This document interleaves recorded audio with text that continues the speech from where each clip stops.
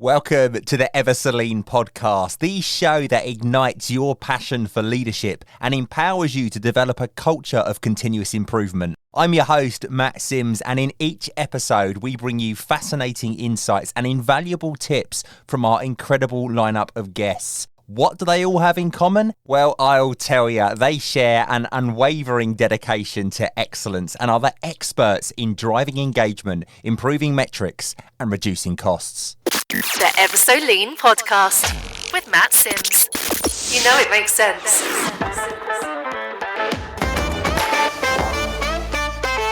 This episode is sponsored by Catalyst Consulting Limited. Catalyst Consulting exists to help people and organisations work better today and be ready for tomorrow. They have a rich history of igniting business transformation using business agility, lean, Six Sigma, strategy deployment, agile and change management. They can help you and your organisation to develop the skills necessary to work and manage differently. To find out more, check out catalystconsulting.co.uk. Today, I am delighted to share the studio with Dr. Lynn Kelley, a distinguished professional who has carved an illustrious path marked by leadership roles in engineering, supply chain management, and continuous improvement across diverse industries and at a global scale.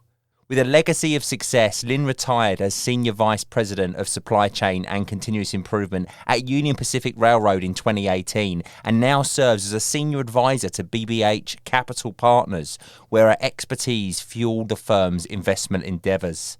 Before her tenure at Union Pacific, Lynn held the influential position of Vice President of Operational Excellence at Textron, earning her a seat at the executive leadership table. She was also the visionary force behind Union Pacific's innovation program, spearheading transformative thinking within the organisation.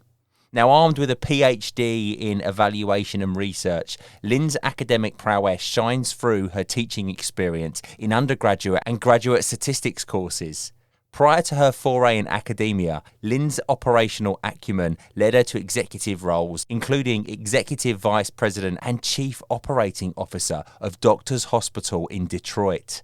Throughout her extraordinary career, Lynn has forged a trail of achievement by expertly guiding organisations through change management initiatives. From continuous improvement and lean manufacturing to engineering, Six Sigma and supply chain optimisation, Lynn's practical methodologies have consistently delivered operational excellence that surpasses customer expectations.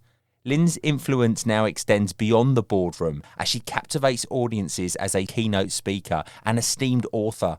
Known for her ability to present tangible and enduring change management strategies, Lynn empowers individuals and organisations alike.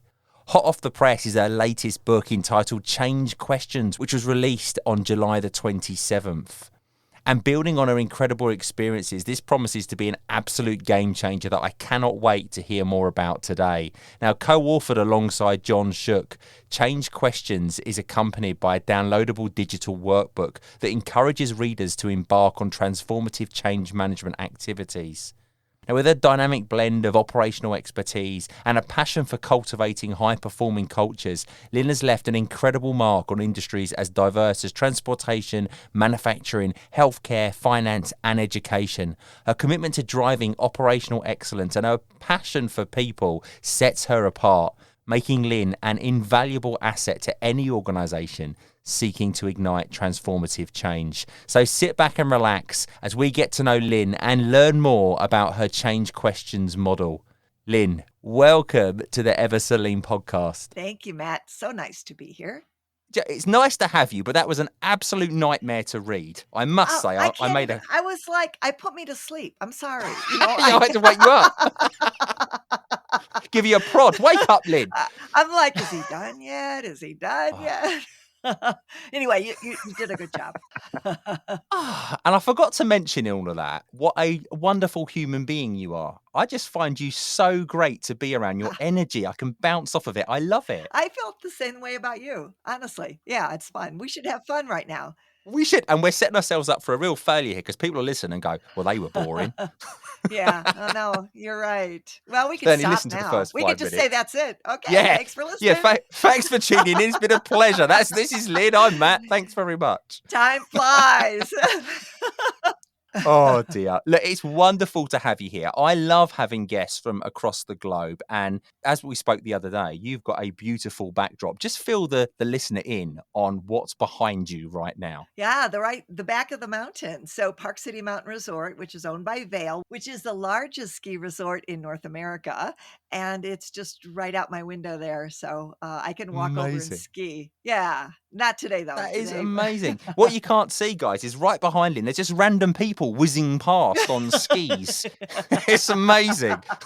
It's just brilliant. I love the fact that you've got that backdrop. it's a movie. No, Yeah, it is a movie. You're so lucky. Do you ski yourself? I do. Yeah. So you pop out for a quick ski now and then. Yeah, when I retired, I became a ski instructor for a year, and I thought, "What the heck?" So I taught 100 3-year-olds to ski, Wow. and I needed a knee replacement No way. when it was over. Yeah, yeah, Wow, that's yeah. It was, incredible. That's hard. I'm one of those, I call it like they call it, in the UK, it's a term, the fair weather sportsman, which basically means they only go out and do sports when the weather's nice. yeah. I'm slightly different to that. I'm a safe sportsman. So I only play sports where you're not going to get injured. So things like snooker, pool, cards, poker, all of those sorts of sports where you're not going to get hurt. They're my thing. And like, is ping pong a step too far? Because I noticed you didn't I could, mention. yeah, I could do ping pong Yeah. yeah. Ping pong's one of those games, that looks easy, but it's actually really hard. Yeah, no, it is, and I mean, maybe if you had a helmet and padding, you could maybe Yeah, like a try. 3-year-old. Yeah, then you could play ping pong. I mean, you can You know me well. you broaden your horizons a bit here. Yeah, I'm just gets too scared of things. That's the problem with me. I'd love to try skiing. I think I would actually really enjoy it, particularly snowboarding. I think I would enjoy it, but I'd just be Right. so scared of hurting Yeah, yeah. myself. Is there like a rail you can hold? Can I go down the side and hold onto the railings? Well, you could try, People but I laugh at don't me. think. Let's talk more about Oh, you, really? because you have Okay. got an amazing career that we just touched on briefly. Give us a bit of a summary about about the things that you've done and the places you've been, because it sounds incredible. Well, the part that I didn't tell you, but Matt, I just trust you, and I feel this bond with you, is that I was actually a hippie. I played in a band. I lived in a commune. I never tell people the commune bit, and you won't share it. I know you won't tell anybody. No, no one No, knows. no, It's just no. you and me Thanks, talking now. thanks. It's And fine. then when I was 28 years old, I had 2 children at home under the age of 3, not working, taking care of the kids. And my husband came home and said he lost his job. And there were no jobs in Detroit because it was the oil crisis. So it was survival mode. So that's when I started college, and I went back to school full time, but I also worked full time as a secretary. And 6 years later is when you started in your introduction, is when I worked my way from secretary to the chief operating officer of this super tiny community hospital. But I had my master's degree by then. And then we had all these tragedies. I was like 34 or 5 something, and my mother died, my husband's mother died, and my husband's brother died all in the Whoa. same year. And I realized I had gone back to work and school to give my family stability. And it was kind of like that bait and switch. Suddenly, like, I thought, well, family's the most important. And here I am, just devoted to my school and work and all this stuff. So then my husband and I switched, and that's when I got my PhD, and he went back to work. So Wow. that's a little Yeah. twist on all of that. So yeah. And then when I got the PhD, when you said living other places, I was at a university where every semester I went over to China and taught in the Shanghai Institute of International Finance. And I taught statistics in a graduate program when there weren't many Americans there. So it was really a wonderful experience. That's amazing. Do you know what I find really frustrating as an adult is that when you get older, and as you get older, you do generally realize that family is the most important thing. You realize that you work to Right. live rather than living to Yeah. work. The problem that I've found is I've realized this now, but I've got myself in a position where I can't step back from the things that I do because you live to your means, Yeah, and exactly. I've learned to live on the money that comes in. So you can't step back from it. You become trapped. Right. and you can't do anything about Right. it. You just do the lottery more, hoping that you win, and then you can live Yeah, more. no, You know what I I do mean? know what you mean. I do know what you mean. And it's a hard thing to do to get that balance right. And then Mm. I always felt incredible guilt with my kids because there weren't a lot of moms that were working at that point. I mean, I'm 67 years old right now, full disclosure. So there weren't a lot of moms that No way. yeah, oh, you're sweet. And a lot, oh, you thought I was older. No, you thought I was older. I actually down to 75 easily.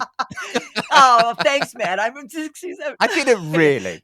I didn't So anyway, really. 21. but yeah. Now I forgot what I was gonna say. So whatever. I've thrown you. You were Anyway, talking about the opportunity to live life and not have to yeah. worry about work. Right, right. And then, but you got to find the balance. But I always had this guilt because all the friends of my kids, their moms were stay at home back then. Back then it was a lot of stay at home moms. Mm. And I felt such guilt. But now, I mean, my daughter's 42, my son's 40, and I've asked them multiple times to relieve my guilt. So do you feel like you missed out? And they both say, Mom, you were always there when we needed you. So I think there is a quality quantity thing too. I think that we don't have to be quite as hard on ourselves as long as when Mm. they need us. And I come home from work and help them with their homework and of course and try to show up at every game I could. But I also think for them knowing they're not the center of the universe and that you have a life too, it's also makes them self-sufficient and there's a balance. I think there's a really good balance, but I get what you're saying. It's hard. I think when you can find that balance, you got to snap at it. You got to take it. Yeah. And me and my wife always have this conversation where we go, "Oh, I'd love to do that," and I go, "I'll do it when we retire because I can't do it now. There's no time. Monday night's brownies, Tuesday night my son goes to Right. scouts, Wednesday night's cricket, Right. Thursday night's tennis. It's like when can I actually do something that I like doing? It Right. doesn't happen. No, that's true. When I retire, that's how it Well, then works." then you can teach skiing. Oh, yeah, I don't know if I'd be very good at that. What's really interesting, you said, so I fall into the same age bracket as your son and daughter, which is interesting. So I sort of grew up the same sort of time. So Yeah. it'd be interesting that you were parenting at the time that my parents were parenting. And I look back and you say that the guilt of not being there. And, Yeah. my dad worked most of the time when I was younger. My mum stayed at home. And I don't have feelings of, oh, he was never there and all that. I Right. remember all the times that he was there. So you do. I think you're right. You Yeah. are hard on yourself, probably. Yes. Yes. I bet you are a Oh, brilliant you're mum. very, very kind.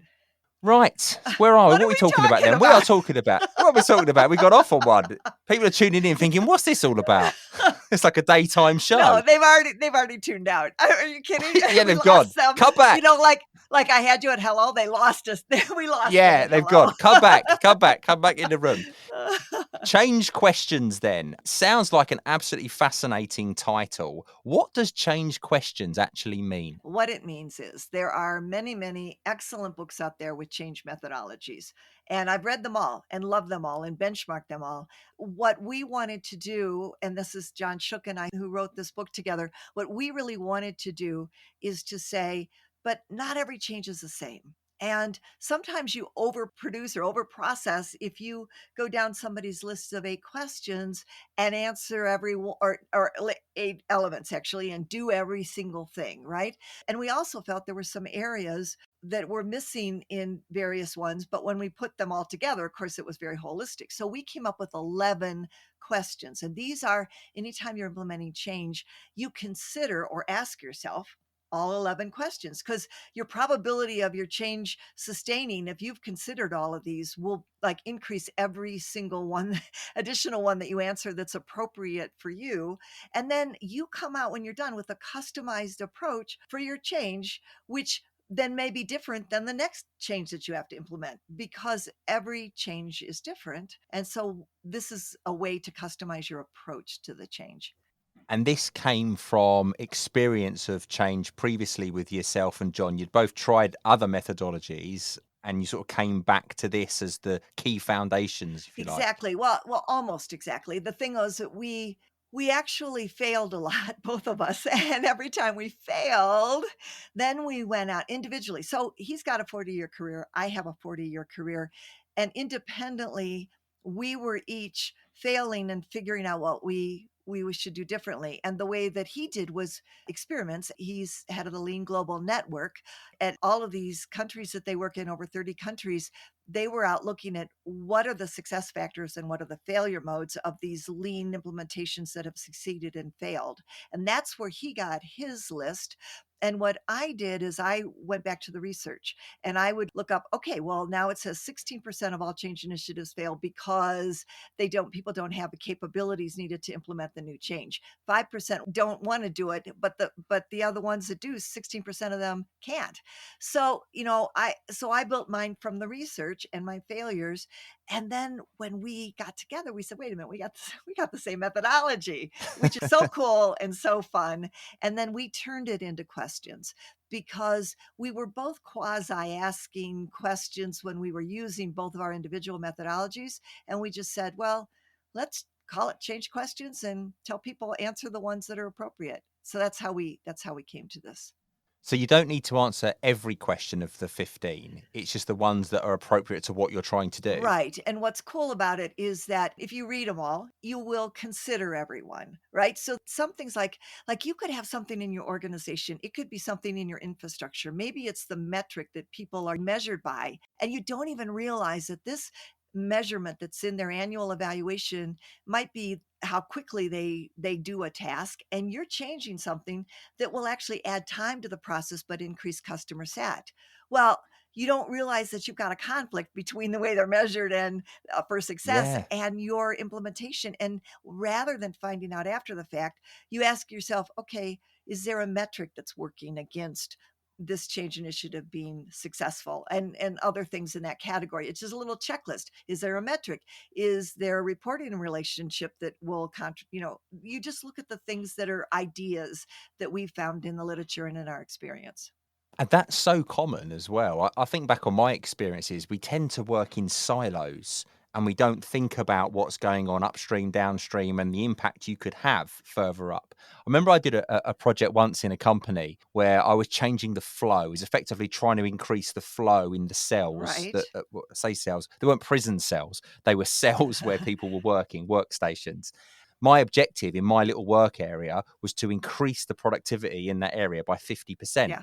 And I put months and months and months work into creating this process. And this process of the workstations I was working on sat probably about stage 3 out of 10 for the entire Okay. process. And I worked and worked and worked on it, got the pilot going, and all of a sudden it was a great success. I was sitting there high-fiving myself. Yeah. I'm smashing it. Yeah. I'm smashing it. We're doing like 60% more. Anyway, then the line manager of the next department up came up to me and said, Matt, what's going on? We cannot. And I completely crippled the entire Yep. operation Yep. because I hadn't taken into account what was going to happen elsewhere. So my benefit was actually losing us money. And the results were terrible when you looked at them on a global scale Exactly. because of all the bottlenecking that I was causing. Yeah. Yeah. Yeah. No, I get it. And that's so common. It really is. I love your story. Yeah. Taking you back ever so slightly, you said something earlier that made me think, right? You said that most, and John as well, most of your learnings came from failure. Hmm. Now, one of the biggest pieces of feedback and questions that I get from people that listen to this podcast is in their organizations, they feel like they can't fail. Normally, they're trying to impress the senior leaders are giving them the opportunity to do continuous improvement. They're not necessarily bought into it at that stage. Yeah. And they're trying to prove that it works. And they feel that they can't fail because if they fail, they're just going to get the reputation of this doesn't work, you can't do it. And one of the things I try to emphasize is that we need to create that safe environment, that That's right. psychological safe environment where you're allowed to fail because that's where you learn. Yes. How have you dealt with that in your career? Presumably you've come across that situation. Oh, multitude of times. Yeah. Yeah. And the thing is, it is depending on the scope of your initiative and the scope of your responsibility, it's often hard to change a culture that doesn't value learning from failure. You know what I mean? That's a hard thing to do. So I don't think as a person working in an organization, unless you have the power to start changing that culture, then you have to figure out how you're going to be effective in a culture that punishes failure or doesn't like failure. And I guess what I've always done is really led with data, just like we say in a lot of things. If you're trying to get a message across, you lead with data. I mean, I've always Mm. led with data. One of the change questions is there a way that we can pilot this? Even if it's a simulation, even if it's like a little paper exercise, try to just really mitigate the risk of failure so that when you're actually implementing and trying to get people to buy in, you don't have as big a failure. So that's one of the things I've always done, but still failures are going to happen. And when they do happen, then I also point to the corrective action. Okay, well, this is great. I just pitch it as this is what we've learned and this is what we're ready to do this next thing and we're going to go for it. And you just try, even if the culture isn't there, to present it as a learning opportunity. And then, there's always all the research that says only 30% of change is ever successful anyway. And so you can always point to that. Well, I'm at 45%. So Yeah, I'm successful. So in a previous episode, I spoke to Dr. Jeffrey oh Leica, yeah, and he said something that really got me thinking. He was an incredibly smart guy, yes, really leaves food for thought. He exactly. plants seeds and then they grow in your mind when you finish talking to him. And he gave the analogy where he said that if you want to lose weight, say you want to lose 20 pounds, don't focus on the fact that I want to lose 20 pounds in 6 months. Focus on micro things like, why am I not losing weight? What do I do? And in your mind, you'll go, right, well, I eat junk food in the evenings. Yeah. So your first step is breaking that overall objective down into a smaller bit. So I'm just going to stop eating junk food in the evenings. And you do experiments to stop you doing it. So Yeah, the one yeah. he gave, which was really funny, he said, you hide the junk food in a cupboard and you put it in the cupboard and it's all in one place. He goes, but it didn't work because you knew where you'd hidden it. So you keep going to eat it. So it kind of defeated the object.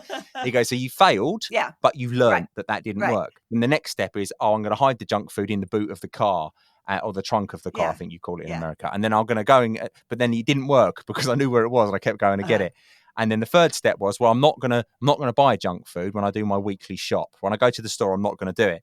But what happened is I kept popping to the local store to buy chocolate because I really wanted chocolate. Yeah. And it was really interesting. So rather than telling somebody you will lose 20 pounds in 6 months, you let them find the things that don't work and find their own way. And it might take longer. Yeah. Because as a leader in an organization, sometimes you might know the answer. You Right. might know what's going to work from your experience. But if you go in there and tell them how to do it and you do it, is that going to have the longevity to sustain once you walk away? Right. Or it's like with your children, you let your children, you know your child's going to fall over or trap their finger in the cupboard door if they keep pulling it open. And in the nicest possible way, sometimes they need to trap their finger to learn that approach doesn't quite work. I need to do something different. No, you're absolutely right. And one of the things that you said that I just love is the idea that, when we're trying to change our own behavior, like let's say we're going to stop eating junk food. Okay, let's say that's the thing we're going to try to change. And we try something, even if we're lean professionals, we know about experiments, we know about this whole culture of failure, let's learn from it, whatever. All we do is beat ourselves up. Oh, I ate junk food. Oh man, I can't believe I ate junk food again, right? But instead of like Yeah. taking that whole lean idea into our own personal selves and internalizing it and saying, hey, I failed, but what did I learn? And what's my corrective action? And then let me try it again. And if I fail tomorrow, I'm at least moving along a path of improvement, right? And instead of, I think we wallow in beating ourselves up. And as soon as I start to beat myself up, I will go and eat junk food. Honestly, Yeah, that's my precisely. go-to. I was just going to say I that. know, that's my go-to. You do. That's my go-to. You think, I might as well just eat it because I'm going to do it anyway. Then you just carry on. Exactly. It's so true. But that environment, I cannot express enough to people that are trying to do this in their organization. And as they're working through your change questions, you need to find a way to convince those around you that it's okay to fail. And if you're not afforded that privilege, then it's not going to sustain and it's not going to work because you're never going to nail it first time, Right. every time. You have to do experiments. Agreed. Yep. Yeah. I wish I'd have known that 20 I years ago. know. So the book itself, I was looking on your website just now, and we'll share the links to the website in the description below so everyone can access this.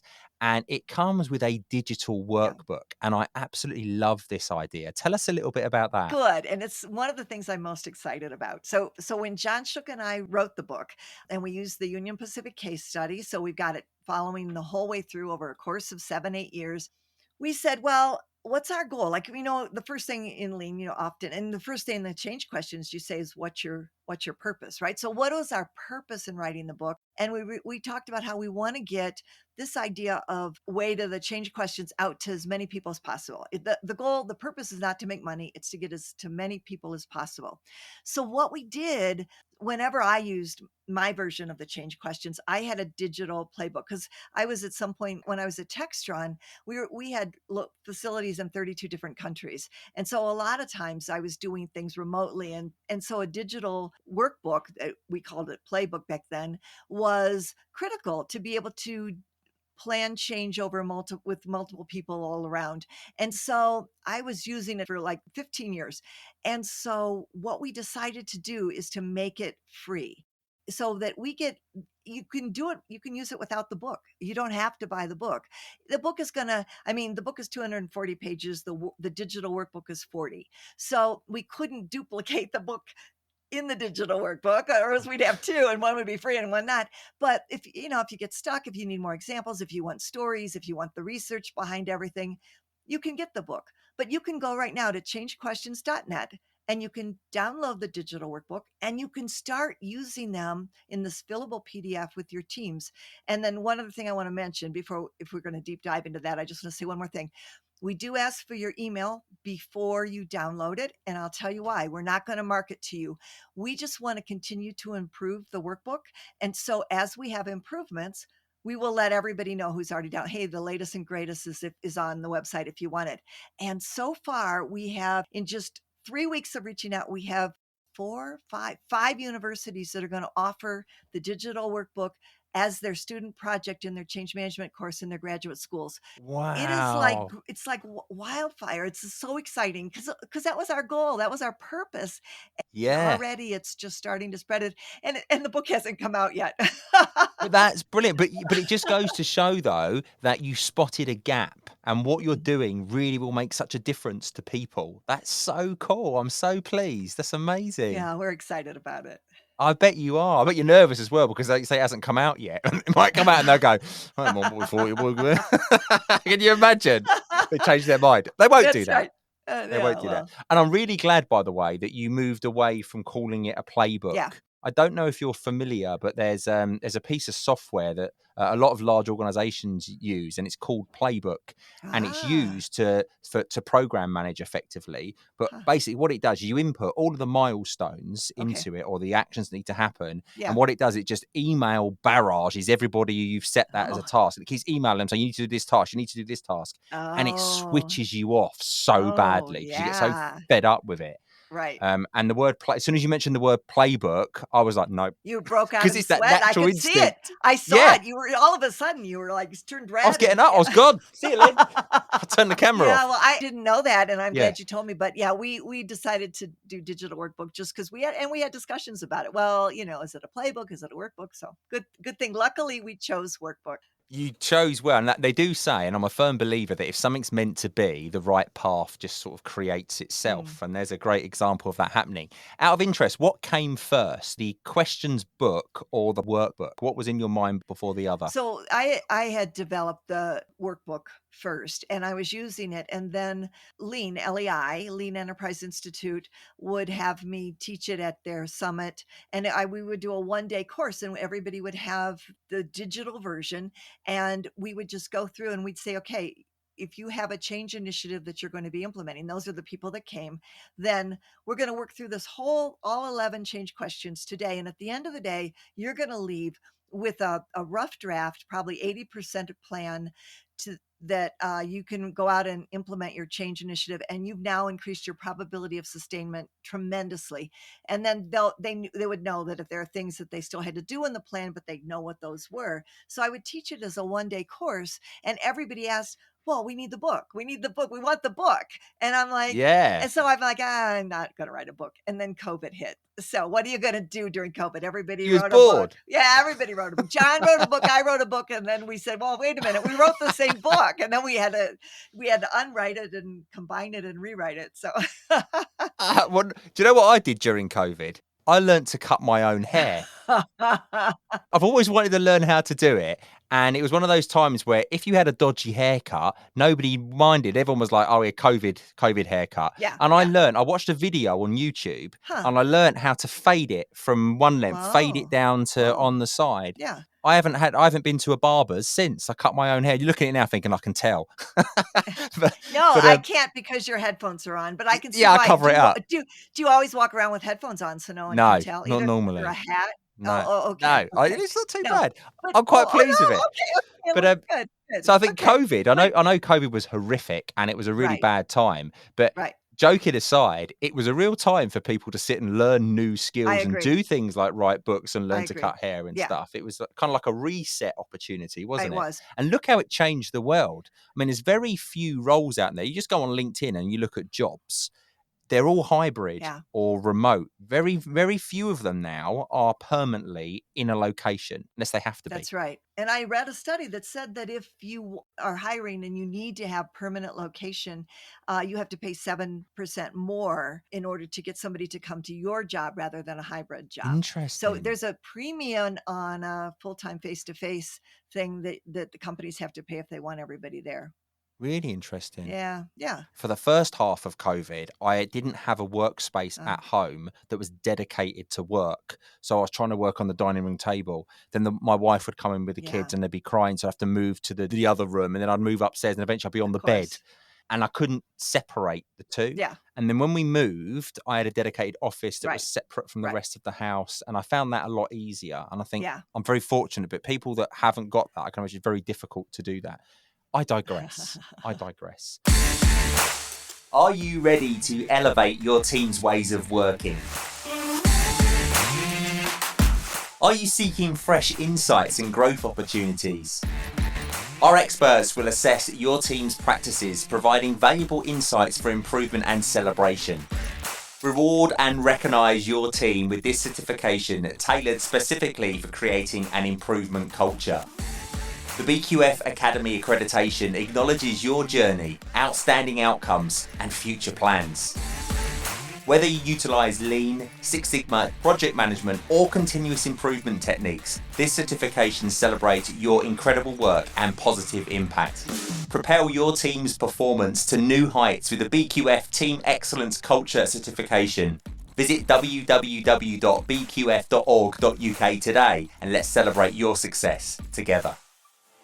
13-time Shingo Prize winner Dr. Jeffrey Likert and Toyota Kata author Mike Rother have created the Improvement Kata and Coaching Kata online course. This inexpensive, compact program is designed to transform your thinking and approach, making you a highly skilled learner and coach. Engage in deliberate practice to turbocharge your progress. You also get lifetime access to the materials, including all of the bonus interviews. Why pay up to 10 times the price elsewhere, listening to some consultant, when you can gain direct insights from the masters themselves?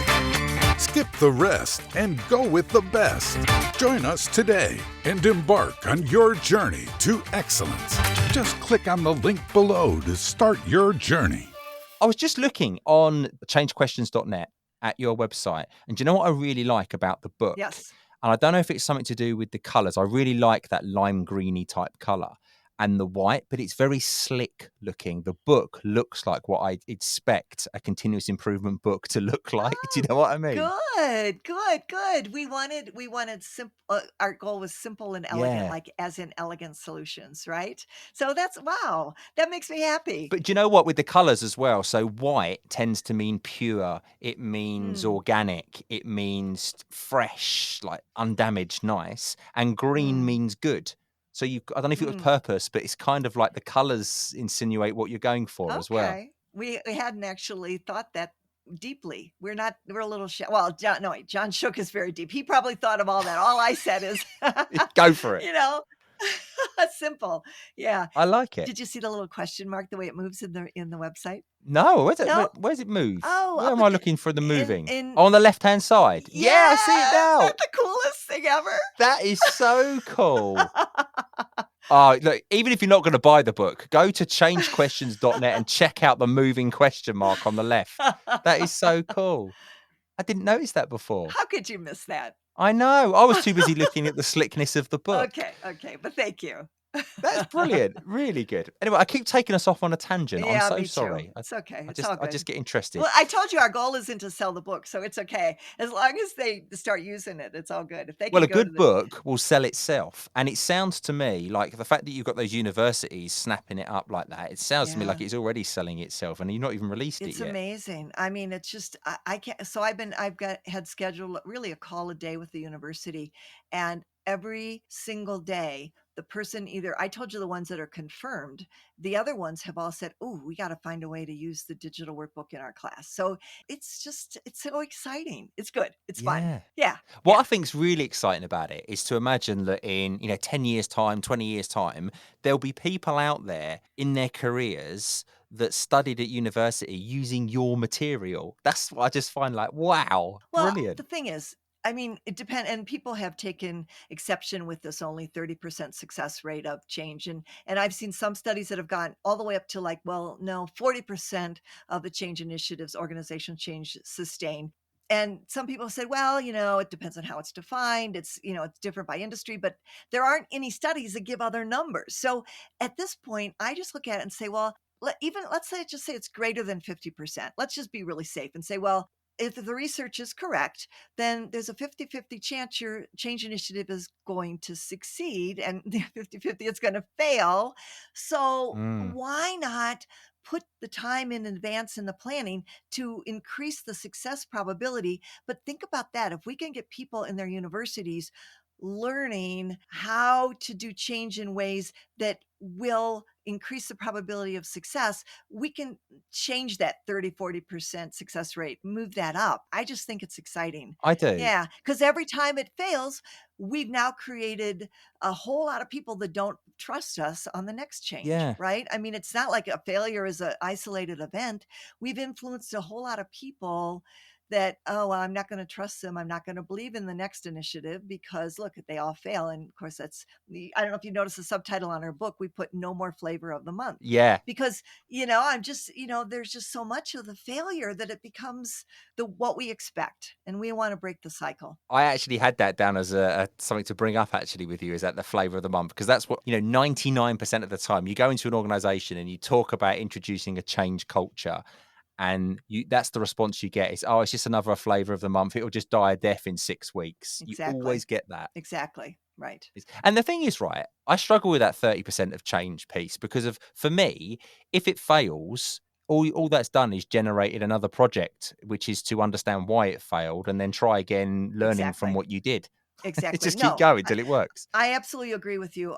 But the one thing that what we found is, and again, it's not even like in a culture, a culture can only handle so many failures too. You know what I mean? Like if we're supposed to, and we can only keep our jobs so long with so many failures. I mean, if you can make progress in the failure, yes, but you know what I mean? You Mm, can't fail 10 times in a row and still not make progress.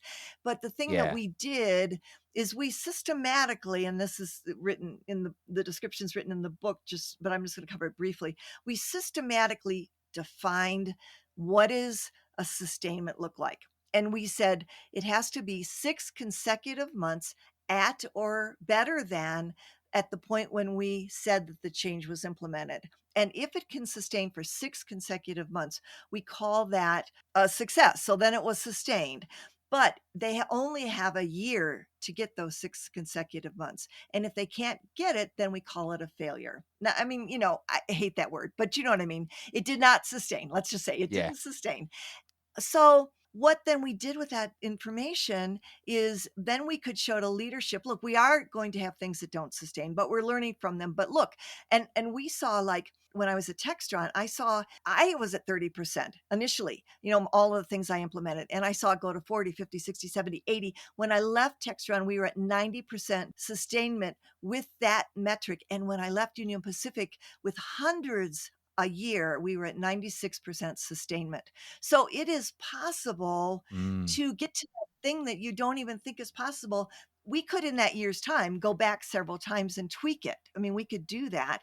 And then, which we might have originally, you might have called that a failure, but we didn't. If it didn't sustain after 2 months, we went back and said, what's going on? Let's problem solve, let's root cause. And then we had a year to get it. Just going back ever so slightly, you've got my brain ticking again. When does that start from? Does that, because obviously people go through the change curve, don't they? They've got to go through the shock and the denial Yeah. and the frustration and all that Yeah. sort of all the way through before they get to that acceptance piece. Yeah. Do you start it from post-implementation? Post-implementation at 6 months. What we do is we give everybody a mentor who's there with them. We stopped calling them the process, the change was taking place. We stopped calling them process owners and we started calling them sustainers. And we created a sustainer matrix that the mentor would say, where do you want to be when we finish with this implementation? And they'd say, I want to be here. And it might be, I engage my people in problem solving or whatever. And they mentor them on the soft stuff while they're doing the implementation of, in this case at Union Pacific, it was all lean in, scattered over 23 states with 42,000 employees. So there was a multitude of things happening at the same time. But then once that mentor was ready to leave, and we never called it project closure, we called it project transition because we wanted to make sure it's transitioned to a shared responsibility completely on the sustainer. And then we would just walk away and measure for 6 months. But if we saw a couple of months going backwards, that mentor would go back. And then, so there were many learning cycles within it, and they had a year to meet the 6 months. And, we just threw a dart at the 6 months. We said, if it's sustained for 6 months, then we're pretty sure it's going to last because it's delivering value. And there's no data behind the 6 months. I mean, we did put data behind a lot of things, but 6 months just sounded good. But that's good though. So if someone's trying to adopt this methodology in their organization, feel free to sort of change those numbers to meet what works in your organization. It's not verbatim 6 months. It's open. Absolutely. In fact, that's our message throughout the whole book, is that we wanted it to be fluid. We wanted it to be owned and alive. And we give a lot of ideas of that's ideas we gave on sustaining. We gave other ideas, different ideas. We gave a whole bunch of ideas and we say, use what you want to use. I love it. I love the language as well that you're using in there, the sustainers, the transition. They're great pieces of language that subconsciously get people in the right frame of mind, because it's all about the people, isn't it? It's what everything seems to come back to, the respect for people and engaging those people, and that kind of language is definitely the way to get them on board. Yeah, and it's powerful. Language is powerful. Absolutely. Yeah, it is. It's really powerful. In terms of the intended audience for the book, then, is this targeted at individuals, organizations, educational institutions? What areas are you targeting? Or is it all of them? Yes. And can I answer yes, even though you're going to test me later? You can say yes now. Get it out your system. Yes. You've had your chance now. Yeah, no. So you're absolutely right. So we really wanted it. We want it to be towards board members who are thinking about changing major things in organizations, CEOs, change agents within organizations, people that are involved in change teams, that are members of change teams, people who don't know anything about change and just want to be exposed to it. And then we want to get it in the educational system and let students learn about it. So we see it, they always want to know when you're doing a book, who is your target audience? So we do, primarily people who are implementing change would be our primary audience. Humans, all humans. Yeah, not dogs. We kind of ruled out dogs. Cats, we were on the fence with cats, but so we said humans and cows. But then our publisher said, no, you got to take out cows. So, okay, I'll stop. Very good though. Very good answer. I like it. Because that is a question that comes up a lot. What's the best one for me to use? Which one's targeted at me? And I think the fact that you're very broad with this just goes to show that it is something that anyone can pick up and run with. And it is, like you say, fluid and flexible. It's not a rigid model. Some people get switched off when you use the term model. I know leaders in organizations where I've gone in and I've been on sort of conference calls with them and I've mentioned the word model and you just see their face just go, yeah. Not interested because you mentioned model. It's quite common. There's trigger words. And I think what's so interesting is that it's almost some things that we feel like they're so set in stone, or that we treat some of these concepts, almost like a religion that is, we've been handed down the Yeah. 10 commandments or something, and they come from above. And so it feels like sometimes people, instead of being thoughtful about the whole message, will latch on one word, and then they'll just shut down. That's why we said language is powerful. We're not going to call it project closure. It's a transition. It Yep. doesn't close, it goes on, and we expect continuous improvement even after that. And I don't know why that is. I try not to do it myself. I do it sometimes. So somebody will say one of those words, and it's almost like, too, you feel like sometimes you feel like you're better than other people because you don't use words that, oh, Do I you know know. what I think it is? I Yeah. think it comes from past experience. If you've had a Yeah. bad experience with a model in the past, you hear, Right. because I'm the same with math. If someone says to me, "Oh, this exam's going to involve math," I've failed before I've even started because I had such a bad Sure. experience of it in the Sure. past. I just don't believe in my ability to be able to do it, so I switch off straight Yeah. away. Yeah. That's what I think it is. I've never explored it, but if I was, I think you're right. a statistical man, wouldn't be surprised. So, next question for you then. I'm firing them at you here, Lynn. They're coming quick and fast. So, what distinguishes change questions from other books on change management? So, what unique perspectives or methodologies? We shouldn't say that word, really, because we're trying to avoid that, Oh, aren't we? But what do no. you bring to the table that others don't? Oh, a model. I'm off. I'm switched off. I don't want it. Okay, so I can answer this two ways. I'm going to choose what I think is the most interesting, but the narrow way. One of the things that we did is we blended a couple of concepts that are out there in the change world and in the research to form something that I think is so very powerful. And that is, many people are familiar with the change curve. Michael Hammer kind of popularized it. It's 20% of the people accept change, 60% are neutral, and 20% will react negatively against it.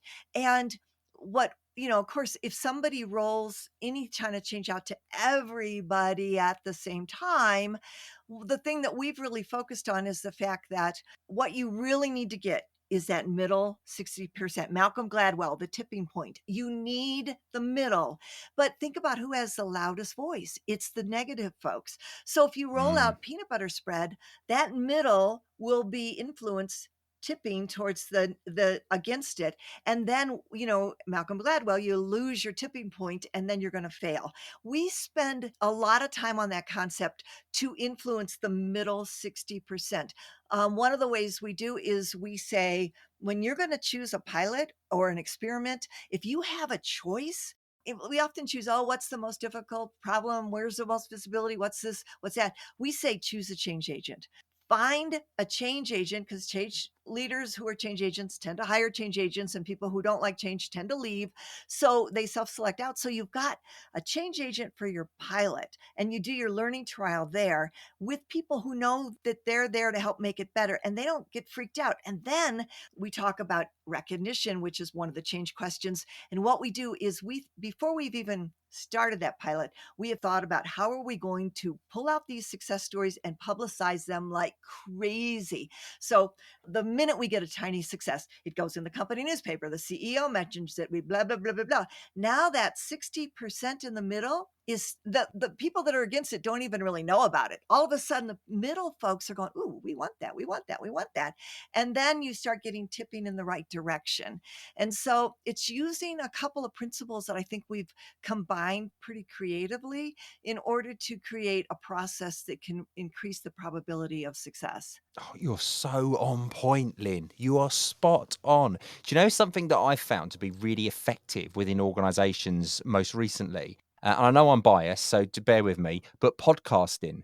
If you're in an organization, it's very easy to do an organizational podcast where you can call out those successes. You can actually interview the people on the shop floor that have Sure. had the minor success that want to shout about it. Yeah. And it reaches out to a whole new audience because quite Yeah. often that 60%, they might not read the newsletter that comes out. Yeah. They might not read the 150 emails they get an hour. Yeah.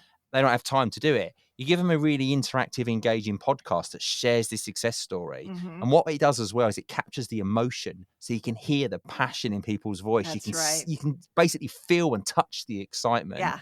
podcasting, and it doesn't have to be difficult. You can do it with just a Bob standard microphone that you do a conference call with. Yeah. But if you create that media and it drives that excitement, it's such a great tool for calling out those successes. I really believe in it. I really do. I love that. And one other thing to jump onto that, what we did at Union Pacific is when we were introducing Lean, we have 23 different service units, which is, in these states, we have all these different places that are really kind of clusters of where our trains go.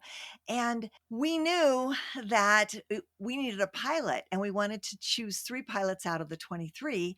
And so instead of choosing in advance or whatever, we put a call out and we said, we're going to do this. It's going to be publicized at the highest. The CEO's going to be talking about it. Everybody's going to be coming watching it. You're going to get resources. It's going to improve your metrics, but we don't want to make you do it, because psychologically nobody wants to be told what to do. Nobody. You want to want it, right? So we said, volunteer to put your name on a list, and we're going to choose the 3 pilots. And then what do you know?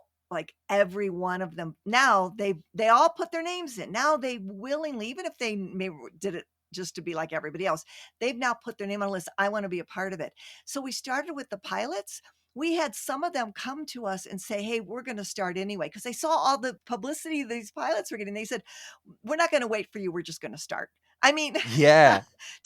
talk about, getting that the neutrals over. It was really powerful. Yeah, there's nothing more pleasing than when you get those neutrals in a room. If you're running some kind of change event and you have those neutrals in the room, they can, they throw out all the negative questions that sometimes they can sort of play up to the room and give it the big, and this doesn't work. We've done this before. Right. It's flavor of the month and all that. There's nothing more amazing than working through the process of change with them. And sort of 6 weeks later, they're the ones that are out there going, this is an amazing change. Look what's happened. It's great. Buzz I get It's from great. I love to video those people on day one and then video them 6 weeks later. That's great. Brilliant. That's a good idea. That's very cool. But you get them everywhere, don't you? Yeah, those, and then they're not. Nobody goes into work, or very few people go into work to deliberately be negative and deliberately do a bad job. Right. They don't go in. I'm really crap at this today. I just don't fancy doing it.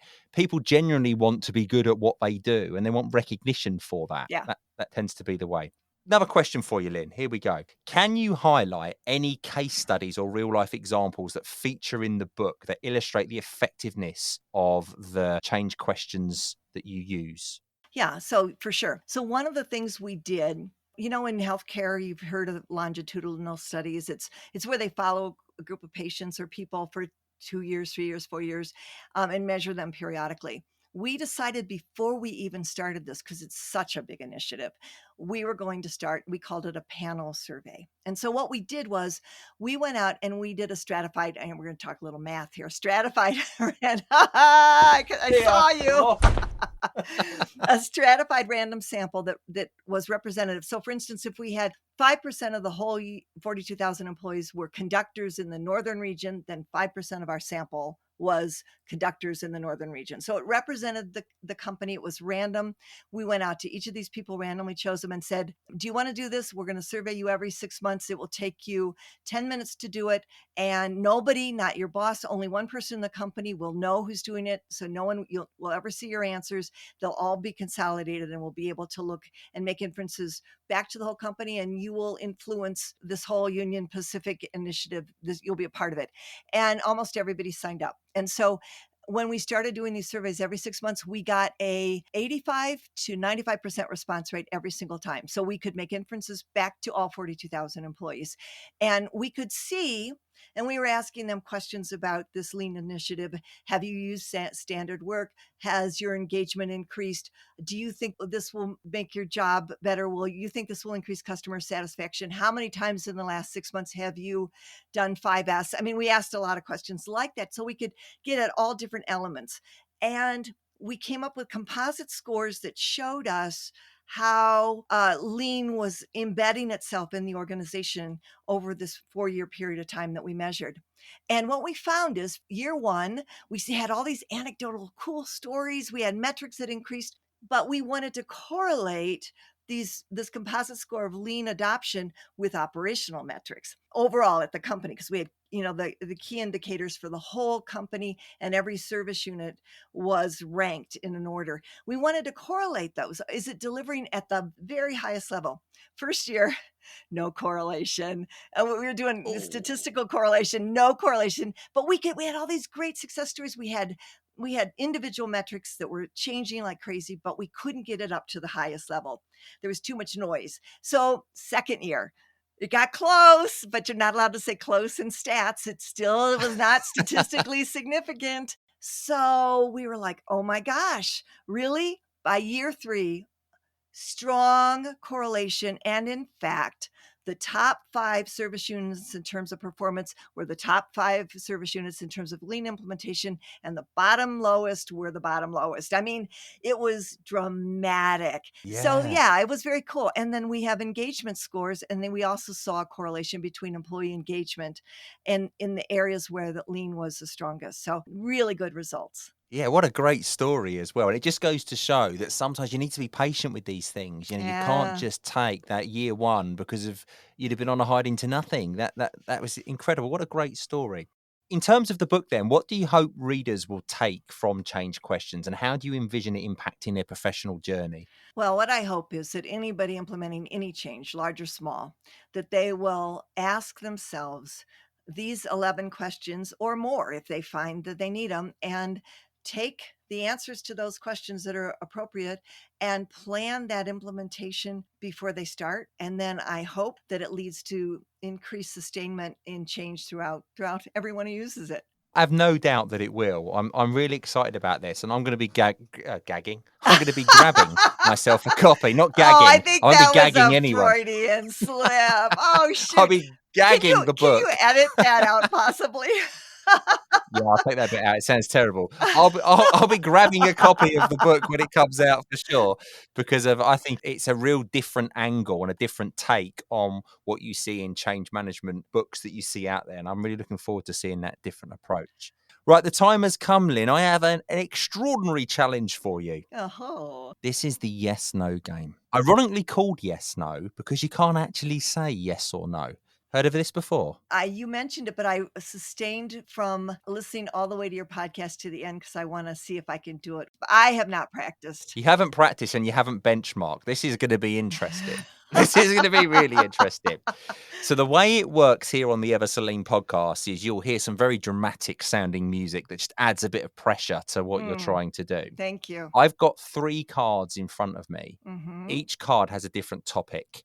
Now, I will ask you which card you want to pick, and then we'll have 60 seconds on the clock, and we need to see if you can last the full 60 seconds before you slip up and say yes, no. What percentage of your folks last the full 60 seconds? Well, actually, good question. I've not done that statistical analysis, but what I can tell you is we tend to have 2 types of people. You have the people that fail literally within a few seconds, or you have people that last all the way through. Very rarely do you get people that sit in the middle, which is quite interesting. Okay. And we've had various different tactics deployed where people have been very strategic in their approach. Yeah. And at the moment, I couldn't tell you what the best approach is. What I can tell you, though, is some of the smartest people that I've spoken to have failed this straight away. So it's absolutely it doesn't explain anything at all. Okay. So don't worry. All right. All good. Do you want card number 1, card number 2, or card number 3?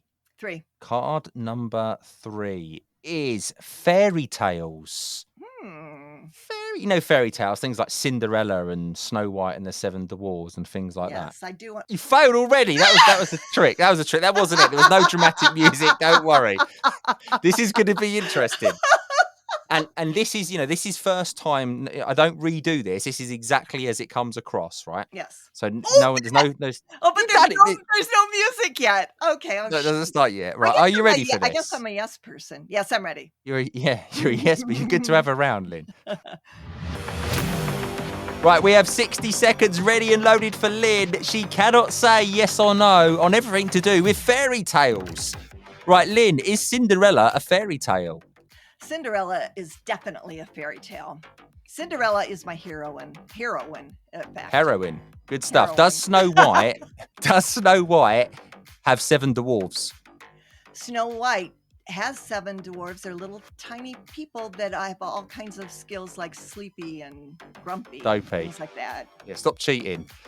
Did Little Red Riding Hood encounter a wolf in the woods? A wolf in the woods was very much encountered by Little Red Riding Hood.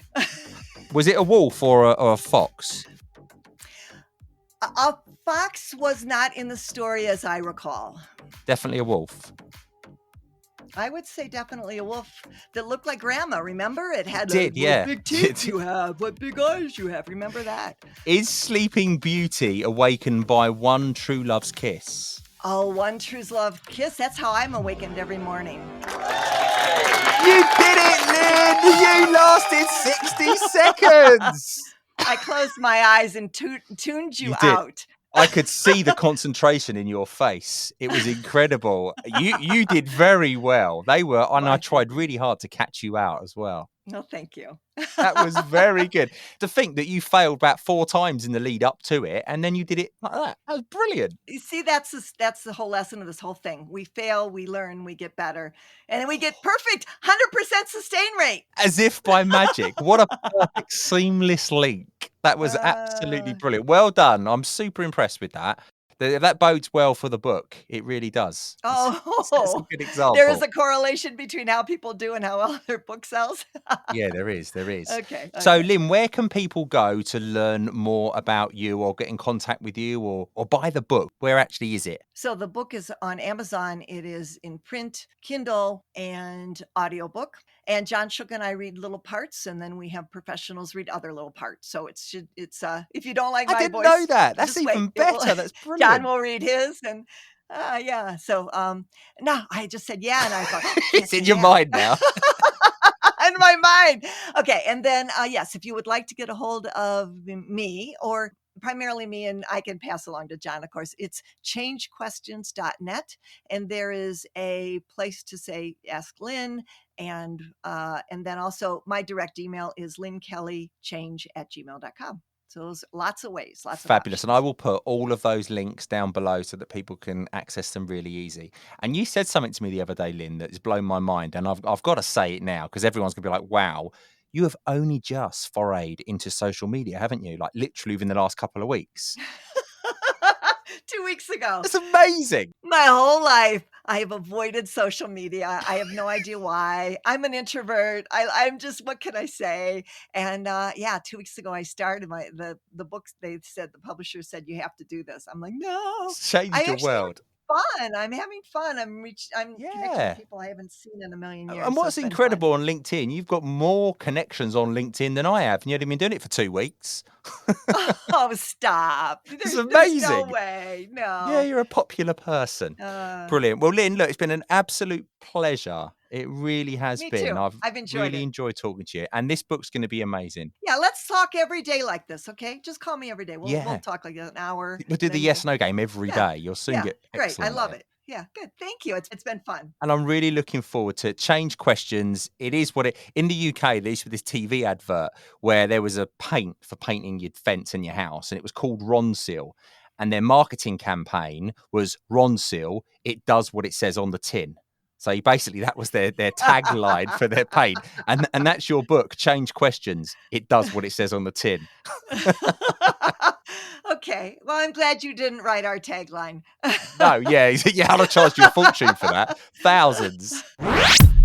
Some key takeaways from today's fantastic session with Lynn.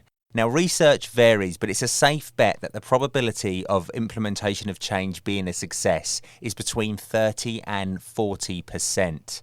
The Change Questions book aims to increase this probability based on a Union Pacific case study. It offers 11 flexible questions to consider before implementing change, with the goal of achieving sustained success defined as 6 consecutive months of meeting or surpassing the point of implementation within a 12-month period. So basically maintaining or improving on what was there before during that 12-month period for a solid 6 months. The book encourages a fluid approach, allowing readers to choose relevant ideas and take ownership of the change process. To support implementation, a digital workbook is available for free at changequestions.net, providing additional information and basically a useful guide.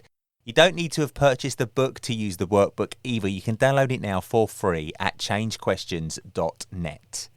Lynn emphasised the value of learning from failure. I cannot advocate enough that planning for failure with mitigating actions and encouraging, adapting and overcoming challenges to make progress is so worth its weight in gold. Data-driven decision-making and a focus on language that fosters ownership are highlighted throughout Lynn's words today. Such a good message and so true. If you look at the best companies in the world that have got the best records of deploying continuous improvement and change, they will all use the right language and they will all learn from failure, adapt and overcome. Look at the space industry, look at motorsport, look at sports in general. It's the same model used absolutely everywhere and it works. It's so true. Now, language use is so powerful. Lynn described today how process owners have been replaced with sustainers who are mentored and coached during implementation. As change continues post-implementation, the mentors step back and the project closure becomes project transition. If issues arise, mentors return and offer support. But can you see how they flip the word? So project closure makes it sound like it's finished, whereas project transition makes it sound like it's just moving through another phase, which is exactly what's happening because change just doesn't stop. You don't implement it and go, right, we're done. See you later. Goodbye. See you later on. It doesn't happen like that, does it? But the language we use is so important.